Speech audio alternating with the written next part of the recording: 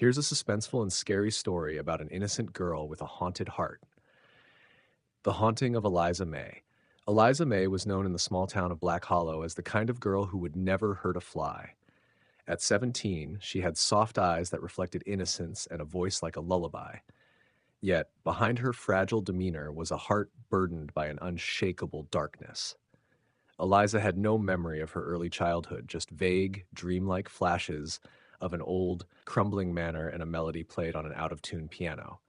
The memories never stayed long enough for her to piece them together, but they always left her with the same feeling, a suffocating weight in her chest, as though her heart were being squeezed by unseen hands. One chilly October evening, while Eliza walked home from the town library, she felt it again, the icy grip around her heart. She clutched her chest, gasping for air. Looking around, she realized the streetlights were flickering, casting shadows that twisted unnaturally against the cobblestones. Her house was only a block away, but her legs felt like lead. As she stumbled forward, she saw a figure at the end of the street, a woman in a long, tattered dress. Her face was obscured by a veil, but Eliza could feel her eyes boring into her. She froze.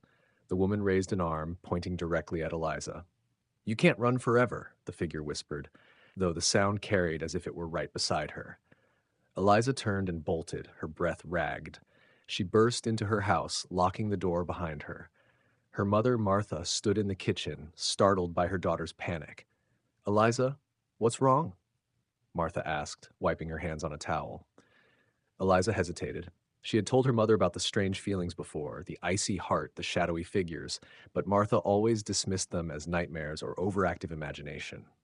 Eliza forced a shaky smile. "Nothing, Mom. Just thought I saw someone following me." That night, Eliza couldn't sleep. The weight in her chest had grown heavier, and her room felt unnaturally cold. She lit a candle on her bedside table and tried to calm herself by reading a book. But as she turned the pages, the words began to shift. Letters rearranged themselves into a single, chilling sentence. "Do you remember what you did?" The candle flickered violently and went out.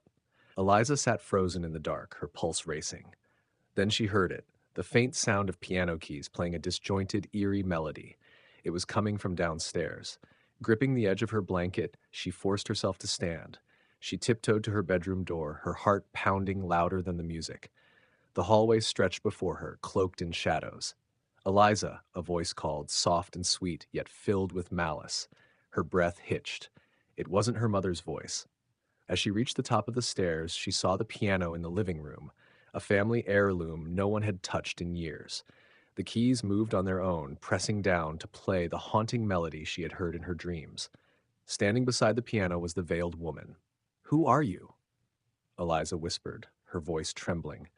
The woman lifted her veil, revealing a face that mirrored Eliza's own, but twisted with rage and sorrow. "I am you," the apparition hissed. "The part you buried, the truth you refused to face." Memories flooded Eliza's mind of the crumbling manor, the piano, and a night filled with screams.